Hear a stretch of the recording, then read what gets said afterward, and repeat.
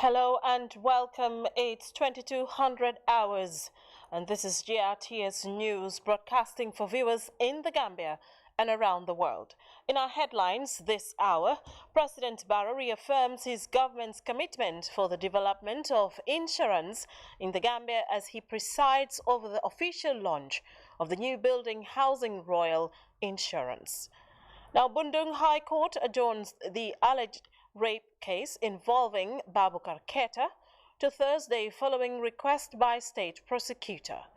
Brufut residents gear up for launch of new projects under the OIC Banjul office. More civilian casualties in Ukraine as Russia strikes southern Ukraine city, attacking more in the eastern part. And Sri Lankan acting president declares a state of emergency in Sri Lanka as inflation rate heads towards 70%. Well, viewers, these and much more coming ahead with me, Mary Ann Jai Ajayi, and do stay with us.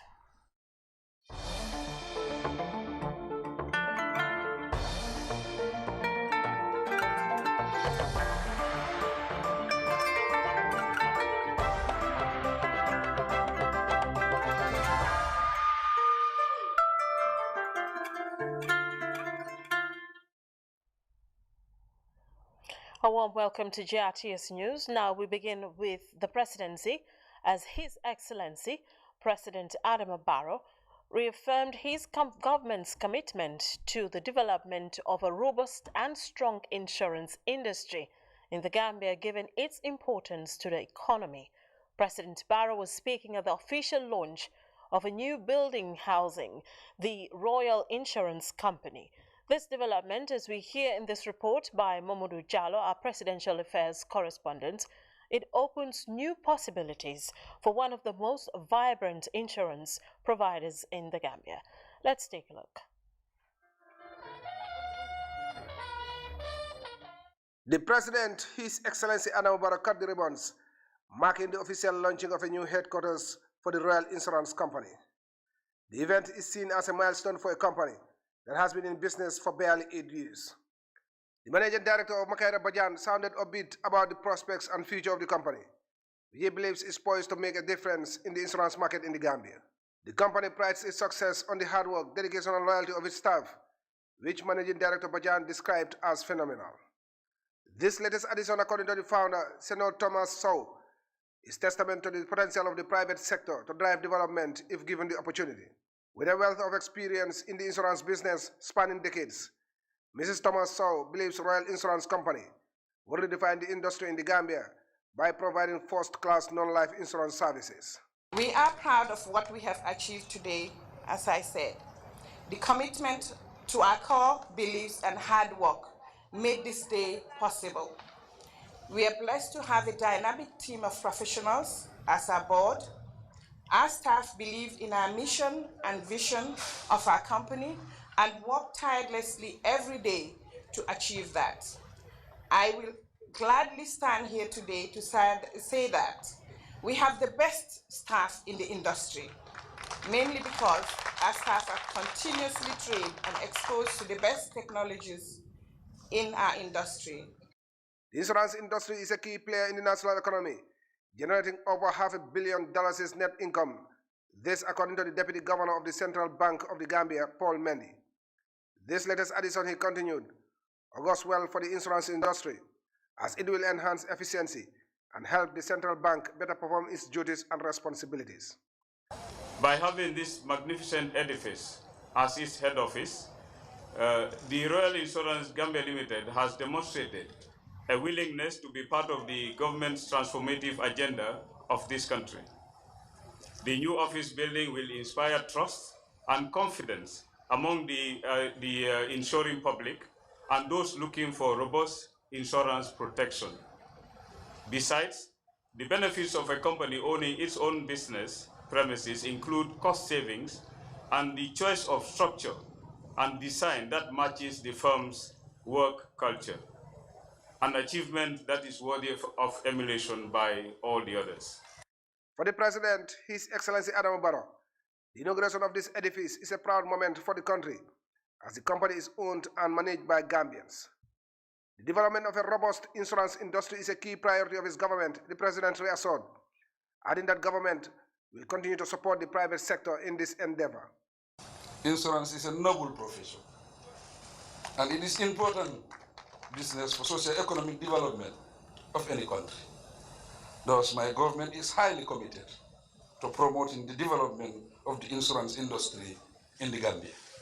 Aware of the impressive contribution of the insurance companies to national economies in the sub-region and beyond, we will continue to ensure that all necessary avenues are explored to step up and sustain relevant economic reforms that would further strengthen insurance practice and restore trust and confidence in insurance companies in the country. The President, however, advised the company to do its utmost to win public trust and confidence, as these are indispensable elements in the success of the industry. I advise the insurance companies to remember that public trust and confidence are essential aspects of your businesses, which you should earn to improve an insurance penetration level in the Gambia. Perhaps more than any other business, your company strives on trust because the services you promote hang on the promise of compensation whenever an unfortunate accident happens. This makes it necessary for your sector to win public confidence if you are to contribute meaningfully to the economy. The inauguration ceremony was also attended by officials from both government and the private sector. The President was later taken on a conducted tour of the building and its offices, which are now open for business to the public. Mamadou Diallo, GRTS News. Our Presidential Affairs correspondent there, Mamadou Diallo, reporting. Now, the Deputy Governor of West Coast Region, Musa Suso, and the Paramount Chief on Monday had an interface with the community of Brufut ahead of the laying of a foundation stone by President Adama Barrow as part of the OIC project. Now, the community interface dialogue was meant to sensitize and mobilize the community ahead of the President's appearance for major roads and hotels under the OIC projects. Details of that in this report by Baba Silla. Upcoming development put the ancient town of Brufut on the spotlight once again as the community moves to embrace new infrastructural works advances set to be rolled out by the Gambia government. One of the oldest settlements in Combo North, Brufut, is attracting significant advances under several projects being driven by the government ahead of the OIC summit, with preparation focused on ensuring sound infrastructural works in all sectors. This town interface dialogue, attended by community elders, women mobilizers, and ward councillors, is meant to sensitize and mobilize the Brufut community ahead of the President laying of the foundation stone for major roads and hotels under the OIC project.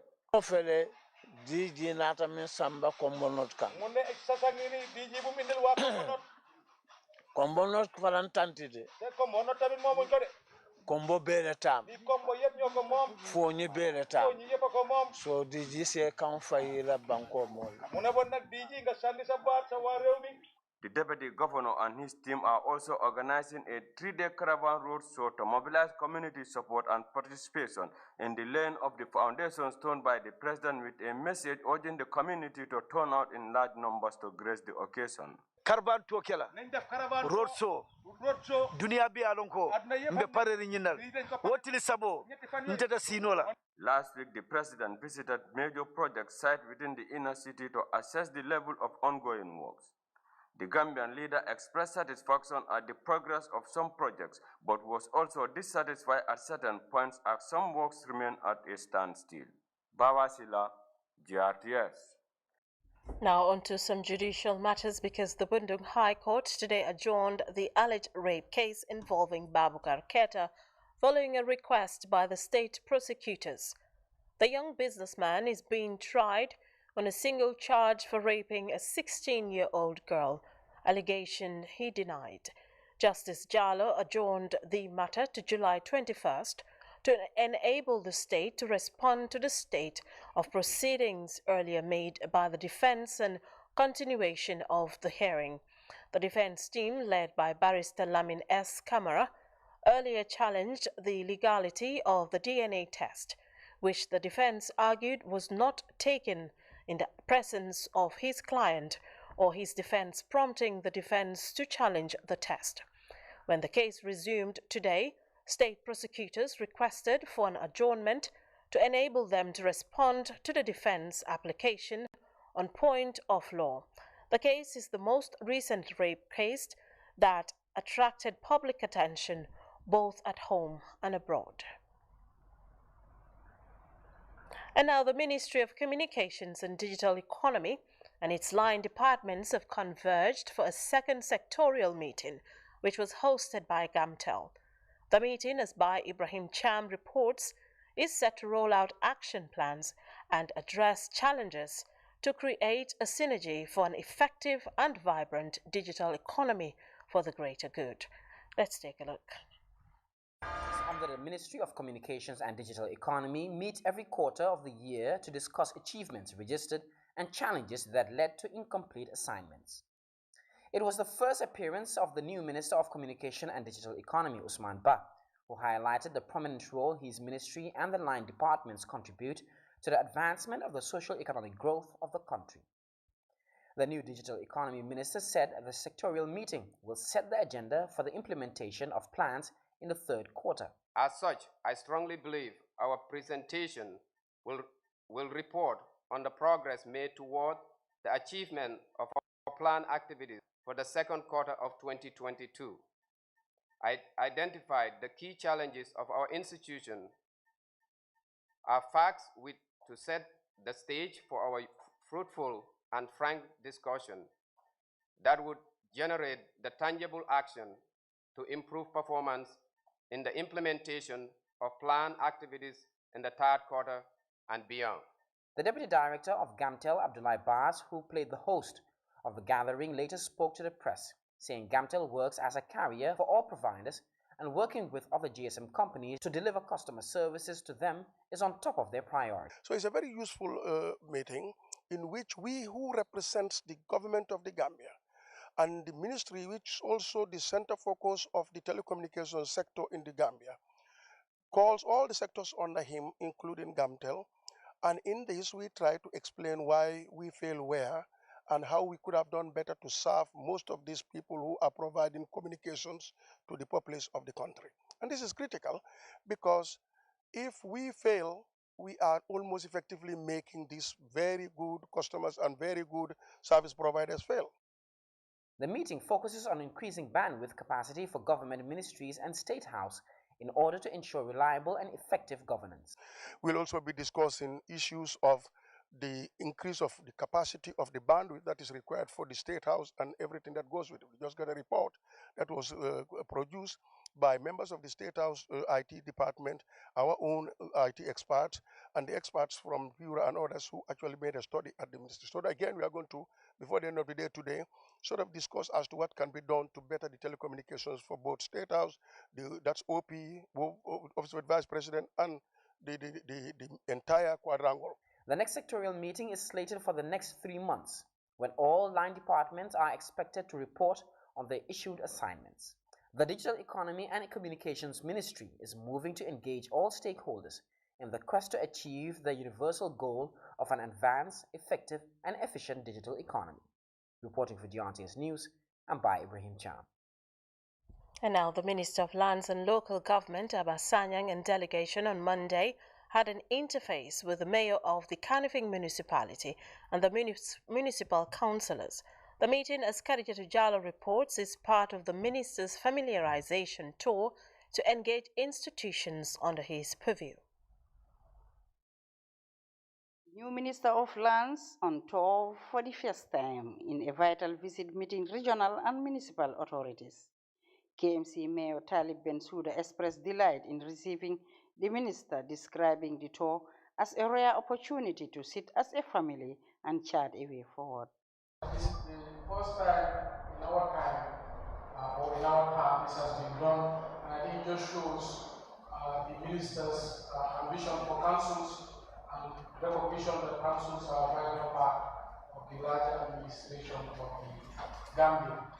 Municipal councillors took turns to share their views and express pressing concerns confronting them in the day-to-day running of the councils. These include critical services like waste management, revenue collection, capacity building programs for councillors to initiate programs for development. But to be honest, yes, you've mentioned the source of resources is slim in the councils. I concur and I accept that. We will table most of them once again to see how it will go. But again, we have to put it in the act that is being revised to see where our revenue base is going to be sustained for the councils. I think you are right in most of the issues, if not all, where your revenue base have been strangled. It has made work very difficult for councils to expand and to be able to exhaust most of their ambitions. Somebody mentioned about the Evaluation Act. What I urge people to do is always let's sensitize our people about our objectives and plans, because they're the people we are working for. We cannot do it in isolation. KM admin writes to the minister, and the minister approves it, let's go ahead. And you go back to the people to collect the same taxes from them, and they say, no, this is too high, this is too low, this is impossible, we will not accept this. It starts from the same quarrels. Consultation is the bottom line.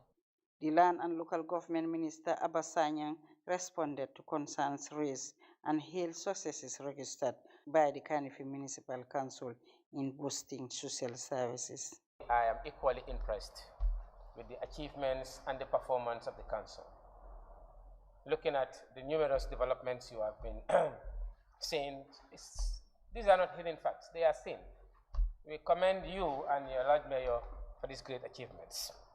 Minister Sanyan said the meeting is the beginning of more fruitful relations to find better solutions for service delivery to Gambians. Minister Sanyan urged councillors to be united in their endeavors, saying there is no room for political differences, religion, or tribalism. He gave me the green light, but as usual, implores me to pick the peace we need and to be very much anchored on the development of this country. No matter who you are, where you come from, our focus should be the same. That is to say, for the development of the Gambian people, what they have been aspiring for all the time. We are right now in the position to serve them. Let's serve them well.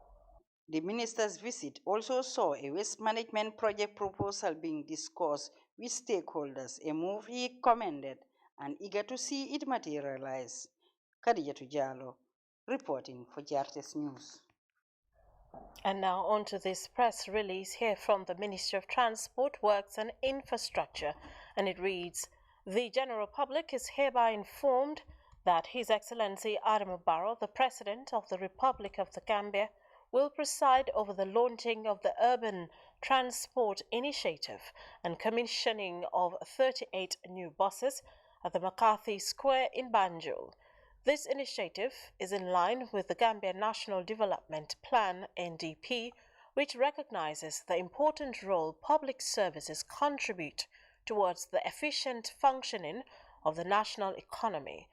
Consequently, it is with great pleasure the Ministry of Transport, Works and Infrastructure and the Gambia Transport Services Company invites the general public to grace the ceremony. The release ends.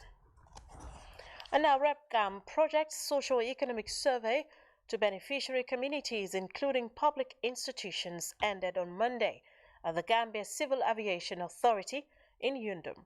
The exercise forms part of data collection for effective and sustainable implementation of the renewable energy project. The research-based pilot project seeks to provide clean, reliable and affordable energy supply to 26 beneficiary communities across the country. Well, Usman Mane has all the details. Sandu Misra in the Upper River region is one of the beneficiary communities who will be provided with streetlights as part of the RepGam Renewable Project. Team of data collectors on socio-economic activities of beneficiaries are being deployed to gather information for analysis ahead of effective project implementation. Focus group discussions, household surveys through questionnaires were administered by community members.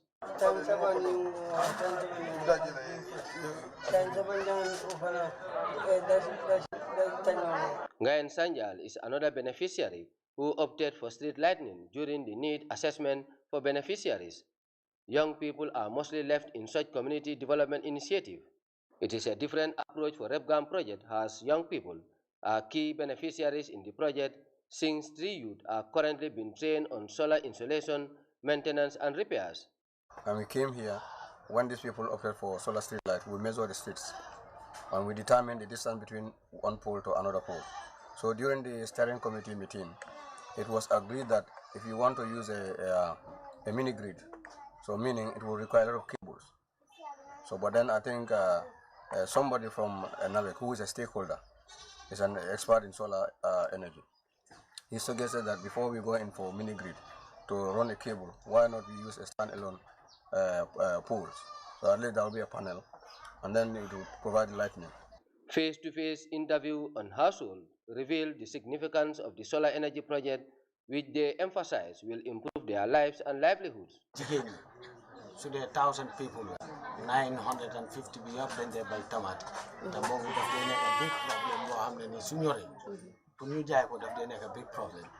Similar exercise was done at the Gambia Civil Aviation Authority at the Banjul International Airport, who are among public institutions whose energy gaps is earmarked to be supplemented. Our standby should be within the range of 11 to 15 seconds. That's how much we are dependent on electricity.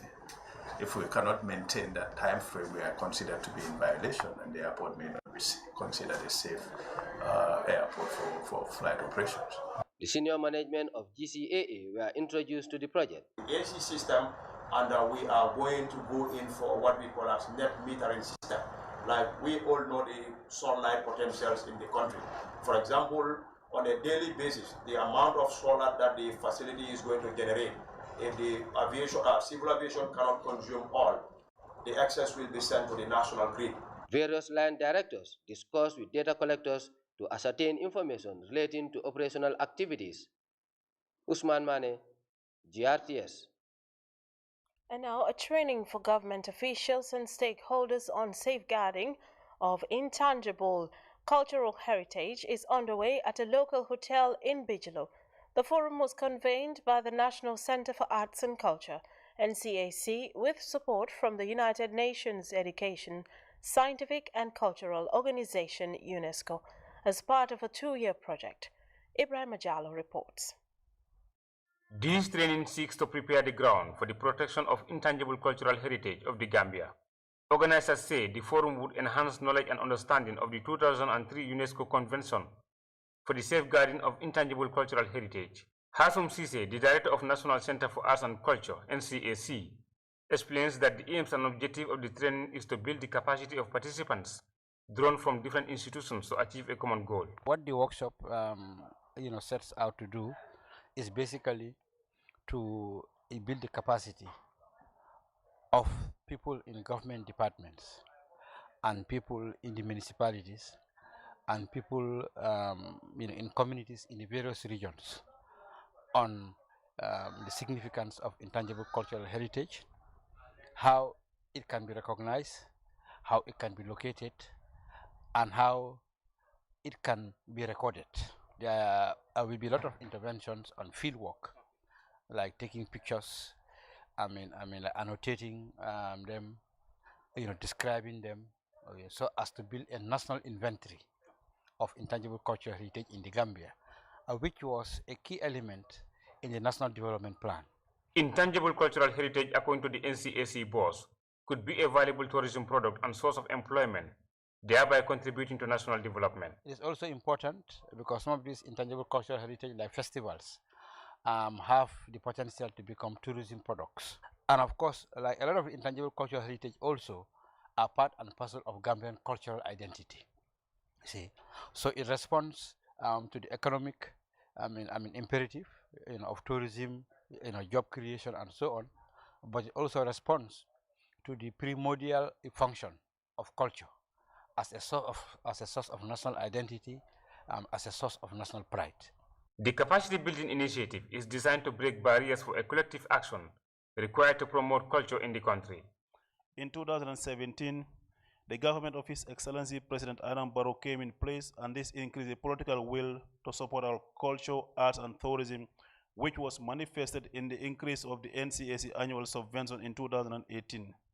The Director of Culture and Creative Arts at the NCAC, Sheikh Omar Jallo, said intangible culture is an element of national identity, which all stakeholders should promote and safeguard. There is a lot of heritages that we have in this country, and our folklores, like the Sona Mariama, these are all our heritages. What principally this means is what the Gambia owns and can be representative of Gambia. These are the elements that we are coming to assess. This project is about that. And this is what we are coming to sensitize the government officials to understand this, so that if it falls around with their line ministries or some of these things, they have fallen into people's line ministry, we can see the synergy, how we can work it. There is a conflict of interest between, like, the Forest Act, which is good, protecting the fauna and flora, but it is also denying a cult element, which is hunting. Meanwhile, the implementation of the project is designed to take a bottom-up approach, such that communities will be central to management and safeguarding of the country's intangible culture. Ibrahim Jallo, GRTS News. Well, that report by Ibrahim Jallo there takes us to our first break, and when we return, sports news is up next. Do stay with us.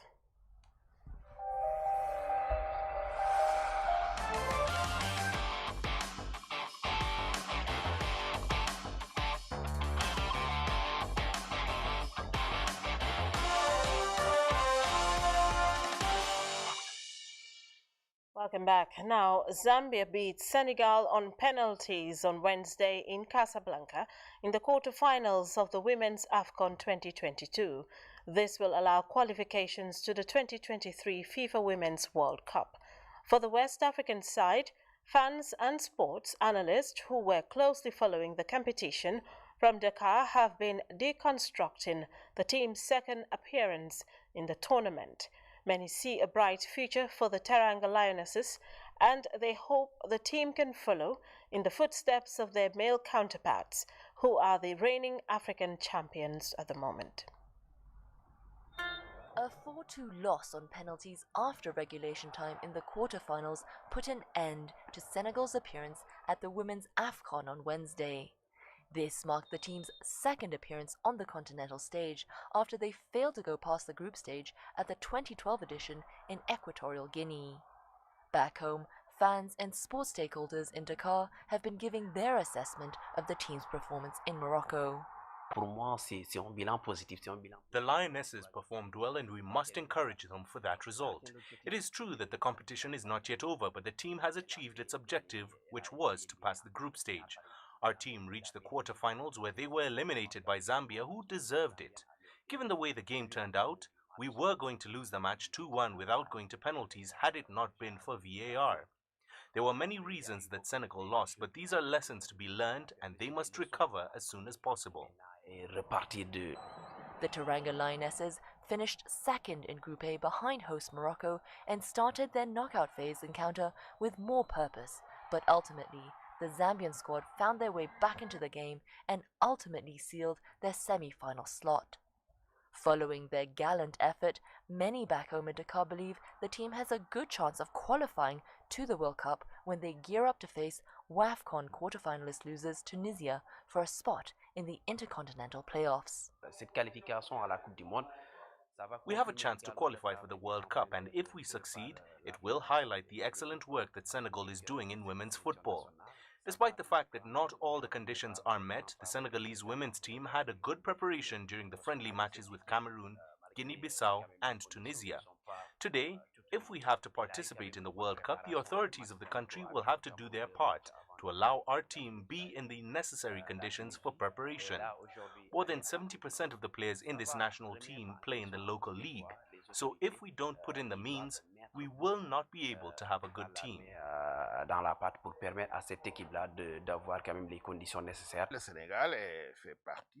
Senegal is a real beginner in women's football. For me, getting through the group stage is a good result. There are still the playoff matches ahead, so it is possible for our team to qualify to the World Cup. Participating in the World Cup is very important for any country, regardless of the sport. If Senegal qualifies, it would bring good visibility to Senegalese football. For the second time in our history, this year's participation of the Lionesses team was really excellent. I am proud and happy that they played well until the quarterfinals. We hope they'll qualify for the next World Cup and defend the colors of our nation. Following only their second appearance at the Continental Showpiece, Senegalese football fans are optimistic that the team is on an upward trajectory with better performances in store. Mung Pearson, CGTN. Still on the internationals, the world in making news around the world now. In Ukraine, 4-year-old Lisa Dimitrova, who was killed by a Russian missile strike, was buried Sunday in central Ukraine as an Orthodox priest burst into tears and told weeping relatives that evil cannot win. Well, here's more in this report. Here in Venezia, a community is drawn together by tragedy. More than 100 mourners gathered on Sunday to remember Liza, a 4-year-old girl killed as she was en route to speech therapy when Russian missiles struck a residential area on Thursday. Those people who killed Liza are residents of Venezia and are Ukrainians. They serve the devil.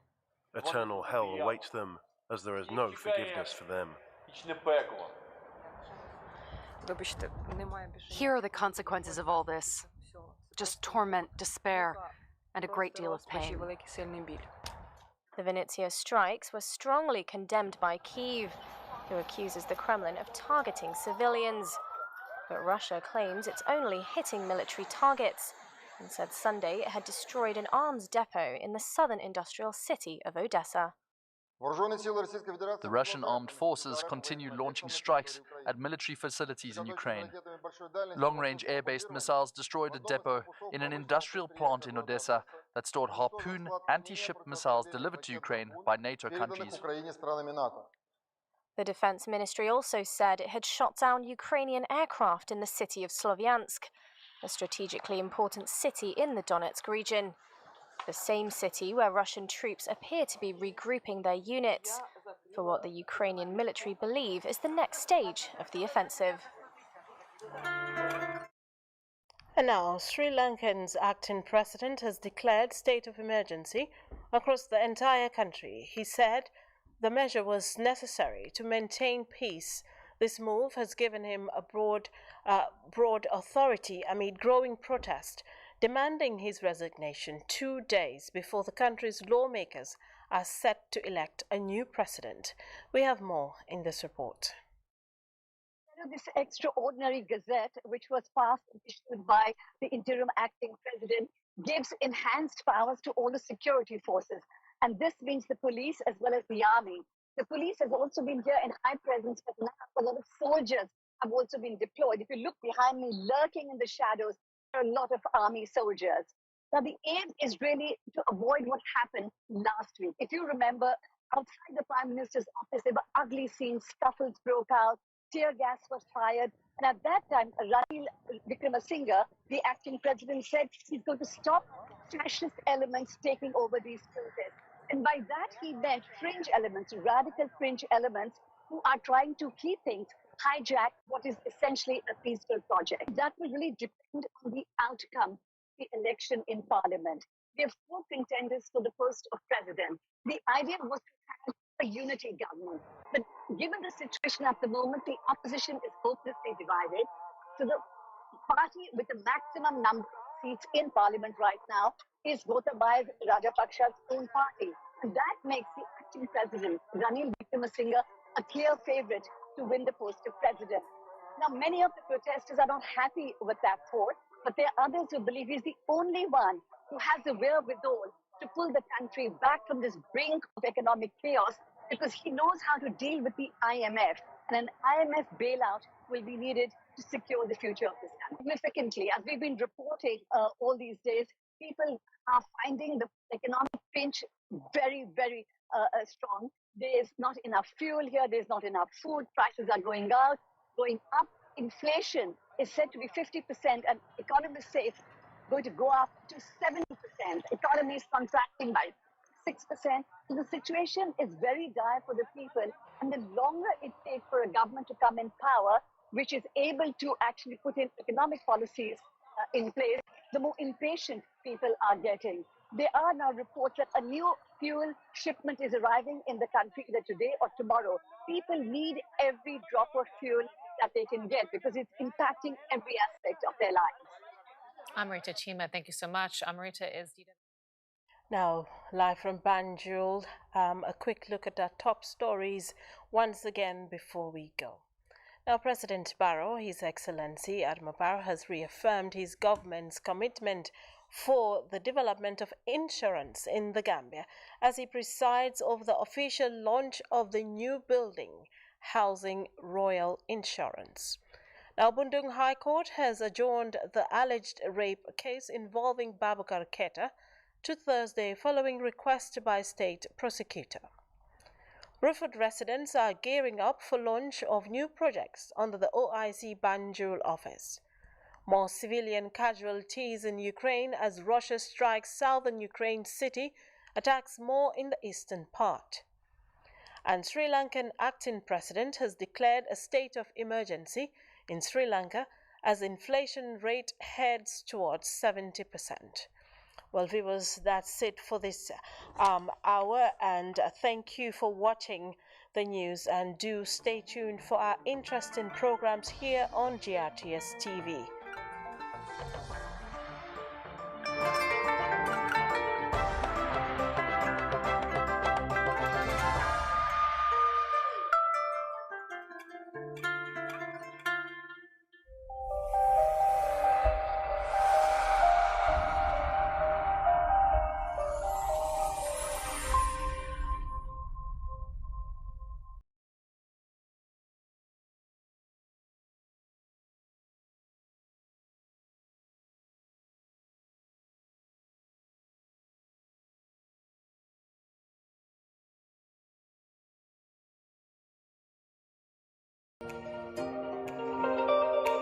The biggest, most followed